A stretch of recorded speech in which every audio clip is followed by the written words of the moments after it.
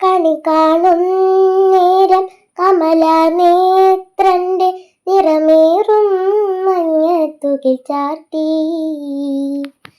കനകക്കിങ്ങിണി വളകൾ മോതിരം അണിഞ്ഞു കാണണം ഭഗവാനേ. എല്ലാവർക്കും നമസ്കാരം. ഇന്നത്തെ വീഡിയോ വിഷുവും വിഷുക്കണിയും. വിഷു എന്നാൽ തുല്യമായത് എന്നാണ് അർത്ഥമെന്ന് എല്ലാവർക്കും അറിയാമല്ലോ.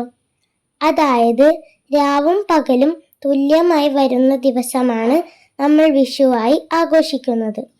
നമ്മൾ ചെയ്യുന്ന എല്ലാ നല്ല കാര്യങ്ങളും അടുത്ത ഒരു വർഷം വരെ നമ്മൾക്ക് നിലനിൽക്കും. എല്ലാവർക്കും നല്ലത് മാത്രം വരട്ടെ എന്ന് ആശംസിക്കുന്നു. നമുക്ക് വിഷുക്കണിയിലേക്ക് പോയാലോ? എല്ലാ ഐശ്വര്യവും സമ്പൽ സമൃദ്ധിയും നിറയാൻ വേണ്ടിയാണ് വിഷുക്കണി വയ്ക്കുന്നത്. ഉരുളിയിലാണ് വിഷുക്കണി ഒരുക്കേണ്ടത്. ഉരുളി പ്രപഞ്ചമായി കണക്കാക്കുന്നു. അതിൽ മഹാവിഷ്ണു കുടിയിരിക്കുന്നതായാണ് വിശ്വാസം. കണിക്കൊന്ന മഹാവിഷ്ണുവിന്റെ കിരീടമായാണ് കരുതുന്നത്. വെള്ളരി മുഖവും, തിരി കണ്ണുകളും, വാൽക്കണ്ണാടി മനസ്സും, ഗ്രന്ഥം വാക്കുകളുമായാണ് നമ്മൾ വിശ്വസിക്കുന്നത്. കൃഷ്ണന്റെ വിഗ്രഹത്തിൽ മുല്ലപ്പൂ മാല, തുളസി മാലയോ ചാർത്താം. ചുറ്റും കണിക്കൊന്ന വെച്ച് അലങ്കരിക്കണം. ഉരുളിയിൽ ഉണക്കലരി, നെല്ല് ഇടാം. കണിവെള്ളരി, ചക്ക ഗണപതിയുടെ ഇഷ്ടഫലം, മാങ്ങ സുബ്രഹ്മണ്യന്റെ ഇഷ്ടഫലം, കദളിപ്പഴം കൃഷ്ണന്റെ ഇഷ്ടഫലം.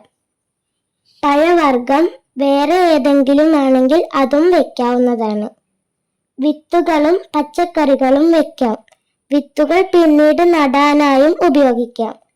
തിരി ഉടയാട, ഭഗവതി സങ്കല്പത്തിനായാണ് അത് വയ്ക്കുന്നത്. വാൽക്കണ്ണാടി, നാളികേരം പൊട്ടിച്ച് തിരിയിടാം.